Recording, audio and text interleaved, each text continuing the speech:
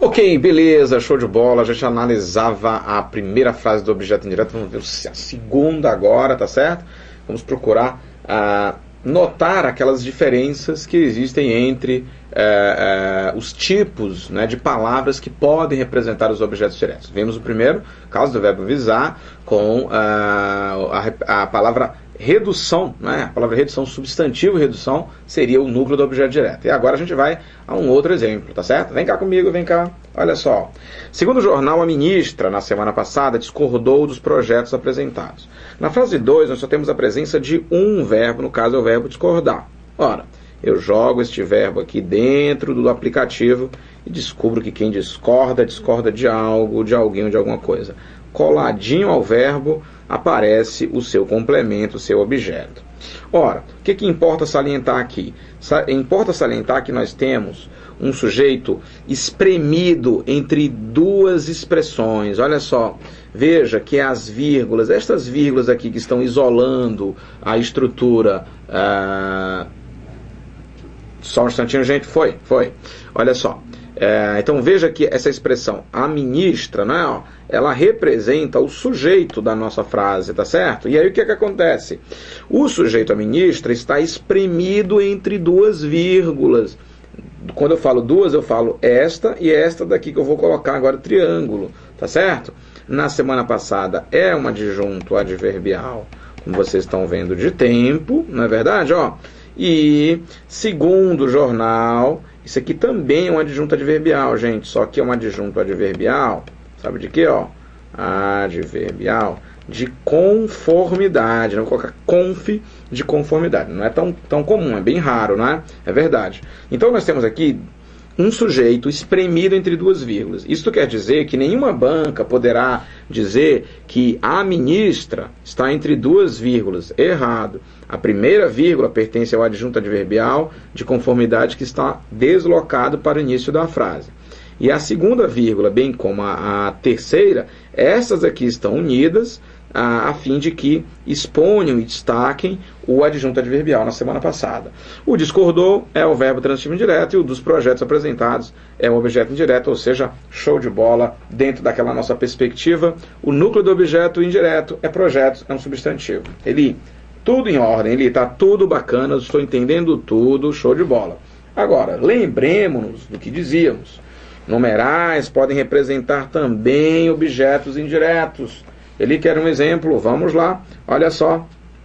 O exemplo 3 diz: candidato da oposição chega aos 35%.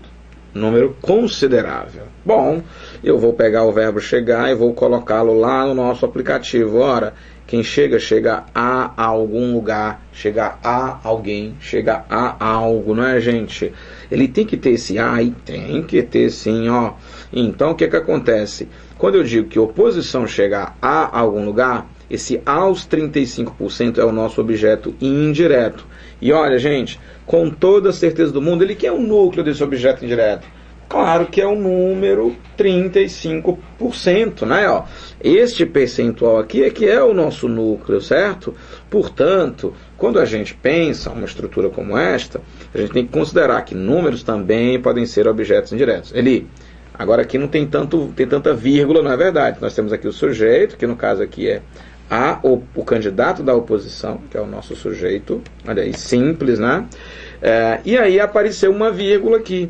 Ele apareceu uma vírgula escondidinha aqui, muito bem, eu vou até apagar aqui, vou colocar de novo, vou expor mais essa vírgula aqui. Qual é a função dessa vírgula? Olha, ela tem uma função muito parecida com a expressão que a gente analisava agora há pouco. Vejamos aqui, ó. Nós não dizíamos agora há pouco que seu passado era uma espécie de aposto de isto, né? Ou seja, o seu passado não está traduzindo o que significa isto? Pois bem, nós vamos ter uma situação muito parecida agora. Vejamos, ó. Número considerável está ou não, gente, traduzindo. Quando eu falo traduzindo, entenda. Está clareando ou dando ao leitor uma noção do que represente esses 35%. Esses 35% poderiam, por exemplo, representar um número ruim. ou poderia ser um número decepcionante, ou poderia ser um número empolgante, poderia ser um número satisfatório, mas não, é um número considerável. Então, um número considerável também, isso aqui, gente, é um aposto, tá certo? Ó, então, o objeto indireto não é número considerável.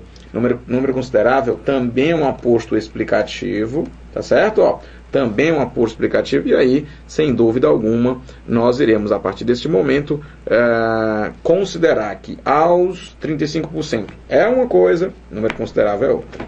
Fechou? Ó, dica da hora de pontuação, que eu não vou perder nem após essa dica. Tá vendo essa vírgula aqui?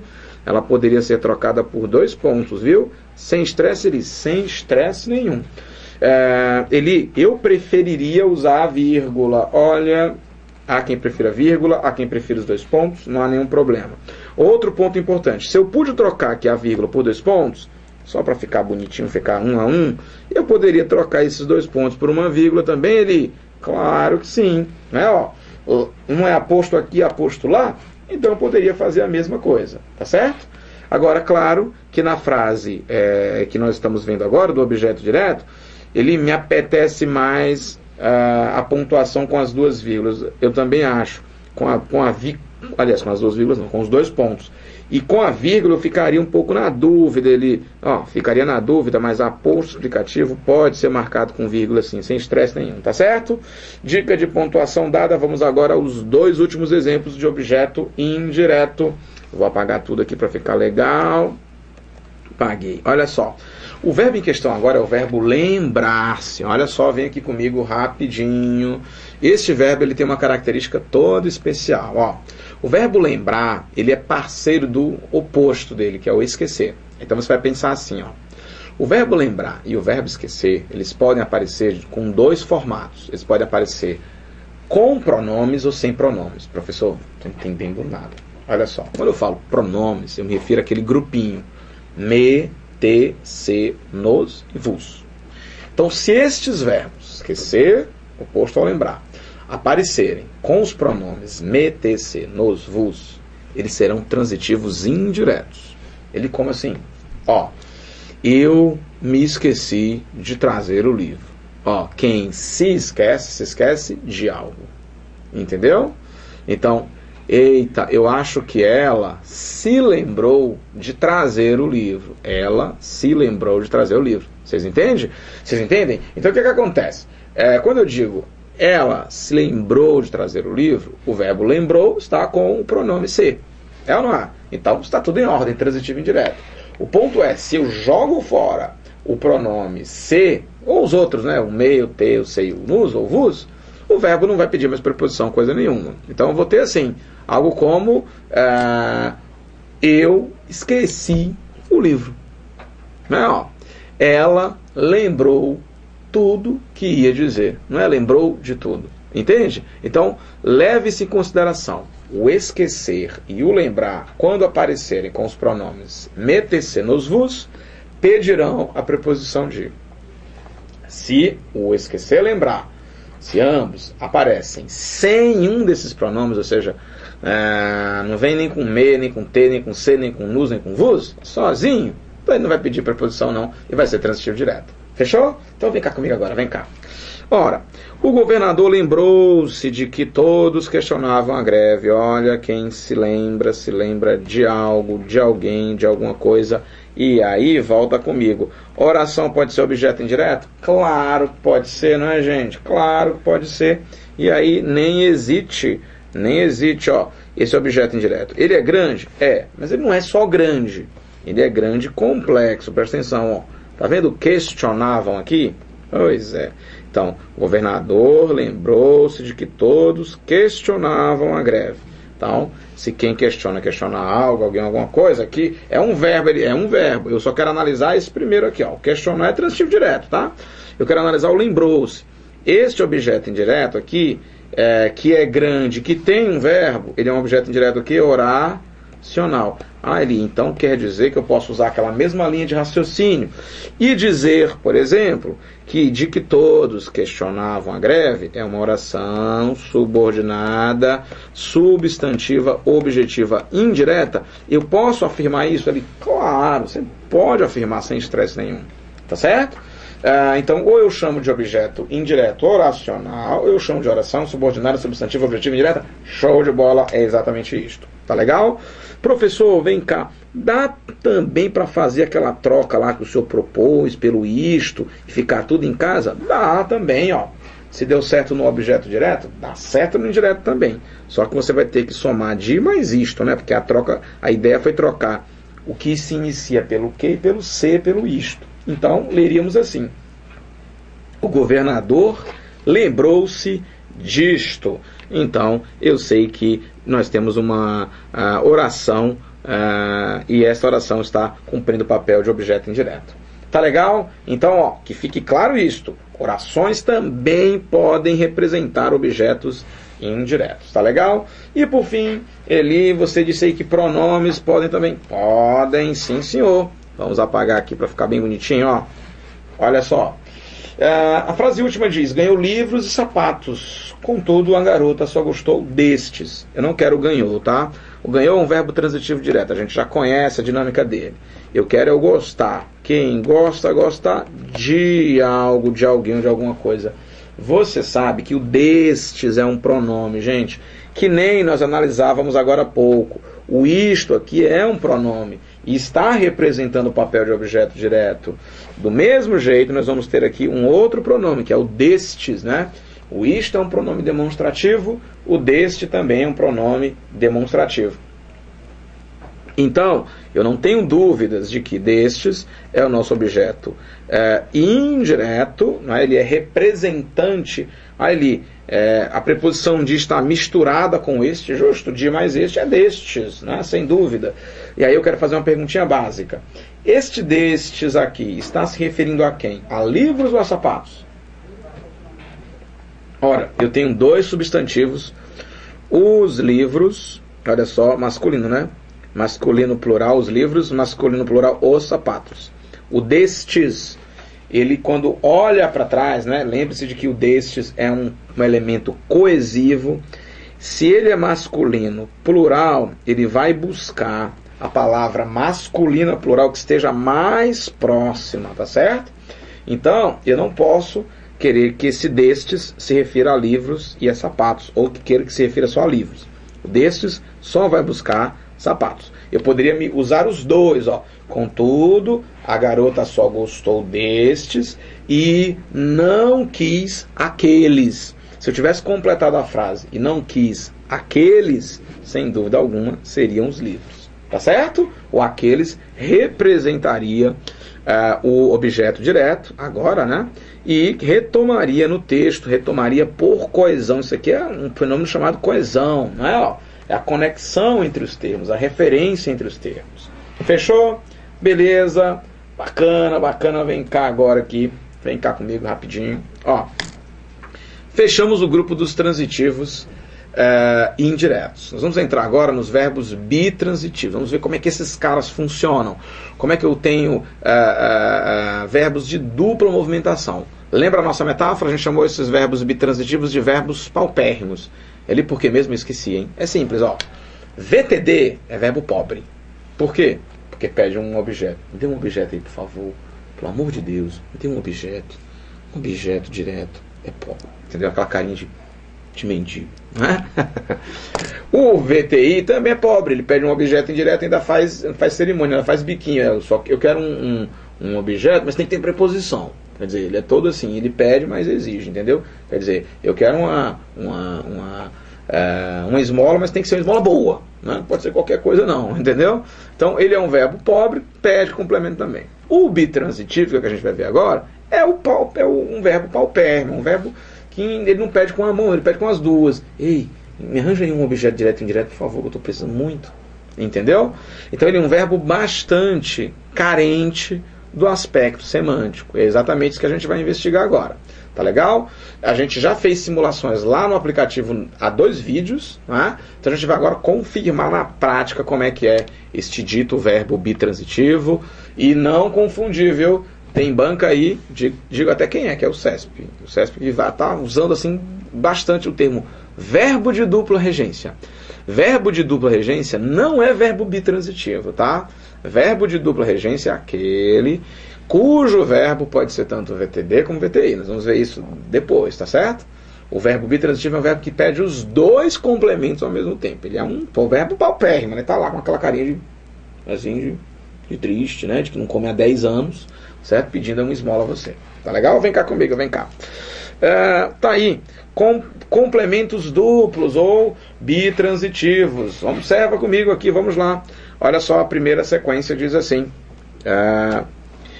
O SUS tem oferecido gratuitamente diagnóstico da diabetes, acompanhamento e medicação nas unidades de saúde aos pacientes. Ora, o verbo aqui, gente, vocês estão notando que nós temos uma locução verbal, não é? Ó, tem oferecido.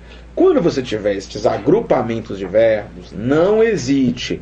Pegue sempre o último verbo. E por que o último? Porque é o verbo principal. O primeiro verbo vai ser chamado de verbo auxiliar, ao passo que o último vai ser chamado de verbo principal. É importante salientar também que se fossem 3 verbos ou 4 verbos, não importa, o último sempre seria o principal. Então vem cá comigo, quem oferece, professor, oferece algo, é verdade, mas eu tenho que ter alguém para receber minha oferta, né? Então primeiro vamos ver o algo. Quem oferece, oferece algo. O algo oferecido aqui é diagnóstico, que vai até medicação. Isso tudo aqui é o objeto direto. Ok, isso aqui foi oferecido a quem ele... Bom, você leu a frase, você sabe, foi oferecido aos pacientes. Então, não tenho dúvida de que o verbo oferecer é um verbo VTDI. Claro que existe um detalhe importante aqui, ó. O gratuitamente, observa aqui, ó, que o gratuitamente está entre vírgulas, tá? Não vou perder essa chance, não. Quem está entre vírgulas é o gratuitamente. E aqui, o nas unidades de saúde também, essa expressão está entre vírgulas. Vamos lá. O que é o gratuitamente? Vamos mudar a cor, colocar um marrom aqui, ó. Gratuitamente é um adjunto adverbial, claro que de modo, não é verdade, gente? E o nas unidades de saúde, ó, é um adjunto adverbial de lugar, não é verdade? Razão porque existem as vírgulas. Então, o verbo é um verbo bitransitivo, e o legal é que você está enxergando que dentro do predicado, além do objeto direto, além do indireto, outros elementos coexistem. Então é importante que você ganhe esta maturidade, não é?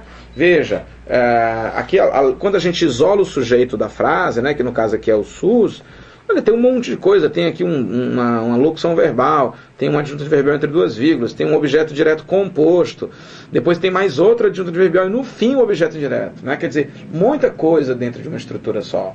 Tá legal? Muito bem, muito bem, muito bem. Próximo verbo é o verbo preferir. Gente, vem cá comigo, olha, contar uma fofoca a vocês. Esse verbo preferir aqui é um problema. Bom, será um problema se você não der ouvido ao que eu vou dizer, mas você vai ouvir, quer ver?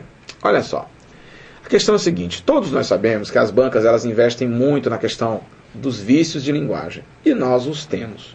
Se você me perguntar, professor, o senhor não tem vício de linguagem? Que é isso? Eu tenho também.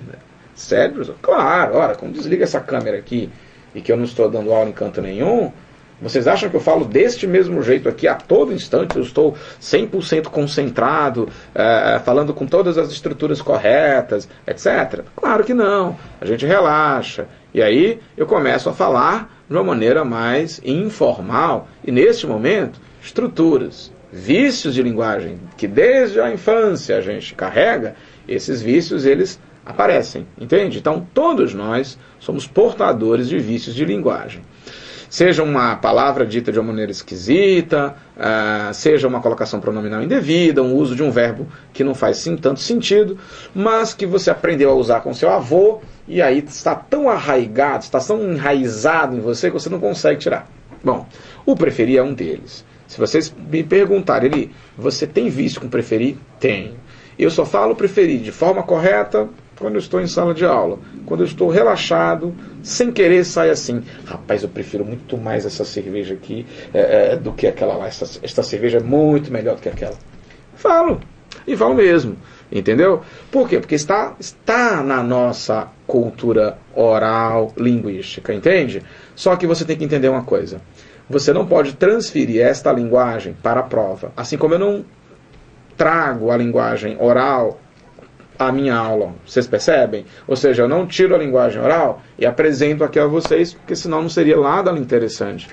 O verbo preferir é um deles. Quem não usa o verbo preferir dizendo assim, professor, prefiro muito mais isto do que aquilo? Pois é, mas está errado. A regência do preferir é uma regência seca, chata. Quem prefere, prefere algo a algo. Eli, não entendi. Vem cá comigo, vem cá comigo. Ó, página em branco. Eu diria algo como eu prefiro chá. Eu vou colocar um A vermelho aqui, ó. A café. Professor, eu prefiro chá a café. Esta frase é esta frase correta. Se eu tivesse dito, eu prefiro muito mais um chazinho do que um cafezinho, estaria errada com toda a certeza do mundo. E isso, produto, gente, muito do nosso vício de linguagem. Professor, tem crase em café? Olha, não dá não, porque café é masculino, né? Mas é possível fazer um negócio aqui, ó. Eu vou colocar um artigo antes do objeto direto. O objeto direto é a coisa preferida. O objeto indireto é a coisa preterida, né? A coisa que eu deixei de lado. Então, se eu colocar um artigo antes de chá, olha como é que vai ficar. Eu prefiro, vai lá em preto agora. Eu prefiro um chá a, aí vamos lá, um café. Estão vendo aí, ó? A um café. E seria assim, tudo que eu ponho antes do objeto direto, eu ponho antes do indireto. Então, antes do chá eu coloquei o artigo 1. Então, antes de café eu coloquei o artigo 1. Entendeu? Então, esta é a dinâmica que, de um certo modo, envolve o preferir. Tá legal? Então, voltemos lá. Agora, show de bola. Opa, peraí, eu esqueci de dizer algo importantíssimo. Dá para vacilar aqui, ó. Olha só, o preferir é um verbo que lida com 3 instâncias. Observem aqui as três instâncias. Olha só. Primeiro, eu prefiro coisa a coisa. Depois, eu prefiro pessoa a pessoa. E depois, eu prefiro ação a ação. Ou seja, olha só, esta primeira parte aqui é a parte do objeto direto e a segunda parte agora é a parte do objeto indireto. Ou seja, vamos pensar da seguinte forma, olha só, da seguinte forma, eu prefiro manga a caju, correto.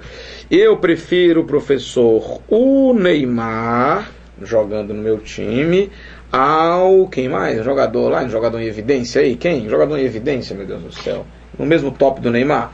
Vai, vamos lá. Vamos imaginar que todos nós fôssemos torcedores do Barcelona, tá? Aí diríamos assim, olha, eu prefiro o Messi. Quem vai dizer, eu prefiro o Neymar ao Messi. É assim ali, é assim que você fala. Eu posso preferir também a ação. É exatamente o que tem aqui no nosso exemplo. Olha só limpar esta sujeirinha toda aqui. Então observa comigo. A prefeitura prefere investir em festas natalinas, que é o objeto direto, a recuperar os hospitais da cidade, que é o objeto indireto. Deu para ver? Cuidado com a dinâmica do preferir, ele é muito danadinho. E o último exemplo de verbo bitransitivo. O site da instituição divulgou aos funcionários que no próximo feriado não haverá expediente. Ora, vem cá comigo, só é pegar o verbo, gente, divulgar. Analisa comigo aqui, ó. Quem divulga, só é jogar no aplicativo, divulga algo a alguém. Cadê o algo divulgado? Que não haverá, vou colocar em vermelho, ó. Que não haverá, que no próximo feriado não haverá expediente. Isso aqui é o objeto direto. Isso aqui foi divulgado a quem? Aos funcionários, que é o nosso objeto indireto. Olha aí, ó. Indireto é aos funcionários. E que no próximo feriado não haverá expediente. Você já percebeu que isso aqui é o objeto direto? E não é qualquer objeto direto não, né? Eu sei, você está me cutucando. Eu tô sentindo aqui as suas cutucadas. Ele diz que é oracional. É verdade, é isso mesmo, é isso. Eu estou lendo os pensamentos de vocês, ó. Oracional. E é isso mesmo, doido para você descrever logo. É oracional. Por que é oracional? Porque tem verbo dentro dele, ó. Não haverá expediente. Não é verdade? Show de bola, tranquilo. Estes dois exemplos também provam um negócio. Olha só, quando a gente diz que um verbo é VTDI, ou seja, transitivo direto e indireto, tem muito candidato que pensa assim, ele obrigatoriamente tem que vir primeiro o objeto direto e depois o objeto indireto. Não. Você pode ter esta ordem, mas pode ter uma ordem mudada. Olha só, aquela história das inversões, né? Quer dizer, lembre-se que a gente pode inverter os termos. Né? Então, olha só, aqui eu tenho, no exemplo 3, assim, o site divulgou aos funcionários. Primeiro o objeto direto, depois o indireto. Mas eu poderia inverter. Eu poderia dizer assim, o site da instituição divulgou que no próximo feriado não haverá expediente aos funcionários. Né? Essa divulgação foi feita aos funcionários. Né? Então dá para fazer? Dá para inverter ainda até mais. Então veja que a ordem dos objetos, no caso dos verbos bitransitivos, ela não é uma obrigatoriedade, tá certo? É claro que nos contextos cai melhor primeiro o OD, depois o OI. Em outros cai melhor primeiro o OI e depois o OD. Tá certo? Seja flexível a isto, portanto. Muito bem, muito bem. E aí, gente, nós encerraremos este bloco começando a falar aqui sobre os verbos que não pedem complemento. Vem para cá comigo a primeira coisa que eu quero que você lembre. O que é um verbo que não pede complemento? É um verbo intransitivo. Na verdade, uma banca boa, uma banca invocada, ela pode chamar o verbo intransitivo, além de intransitivo, de mais duas maneiras. O verbo intransitivo pode ser chamado de verbo de sentido completo e pode ser chamado também de verbo que não pede complemento. Ou seja, verbo que não pede complemento, verbo de sentido completo, verbos ricos, né? Verbos autônomos, verbos que não precisam de objeto, eles não ficam assim com a mão estendida e com carinho de coitado, não. Eles estão na boa, eles estão lá, tranquilos, lá, estão satisfeitos consigo mesmos, né? Então, estes verbos intransitivos trarão exatamente estas situações bem específicas. Mas primeiro eu queria que a gente visse esse quadrinho aqui, desapareci, é isso, olha só. Mais conhecidos como intransitivos são aqueles cuja significação não exige a presença de complementos. Ou seja, um verbo intransitivo ele tem tanta carga semântica, ele tem tanto significado, que ele não precisa de objeto. Né? Por isso que eu chamo de um verbo rico. Né? É um verbo tão denso, tão forte, que ele despreza o objeto direto. Então vamos lá. Um detalhe interessante, que essa tabela nos mostra, é um dado, é legal isso aqui, que vai ter uma funcionalidade lá na frente bastante viável. Olha só. O VTD exige o OD, conforme vimos. O VTI exige o OI e o VTDI exige os dois. Ok, ali tudo bem, concordo, bacana. E o VI? O VI não exige nada, né? Assim, mas ele quer nada. É uma pergunta boa. Na verdade, nós vamos interpretar assim. Este nada aqui, a que eu me refiro, na verdade ele quer dizer nem objeto direto, nem objeto indireto. Ou seja, eu não posso exigir que apareça na minha frase, se eu descobrir que tal verbo é um verbo intransitivo, eu nem posso pensar no OD nem no OI. Então, isso justifica um tanto quanto porque que ele não pede nada. Porque não haverá objetos para um verbo intransitivo. Né? Professor, queria ver exemplos. Vamos ver o primeiro exemplo. Olha só. Existem ótimas oportunidades na empresa. Ok. Querem saber uma verdade? Vem cá comigo. Olha. Professor, eu uso aquele esquema de fazer a pergunta o que é o verbo, quando eu quero achar o objeto direto. Pois é, tem gente que usa esse negócio de perguntar o que para descobrir o objeto direto, e tem gente que faz a pergunta ao verbo para descobrir o sujeito. Olha, eu acho que é pergunta demais e isso pode gerar confusão para a gente, viu? Como assim? Olha, muito candidato se vale apenas desse artifício, né? Se eu fizer a pergunta ao verbo, eu acho obrigatoriamente sujeito. Isso pode dar uma confusão dos diabos.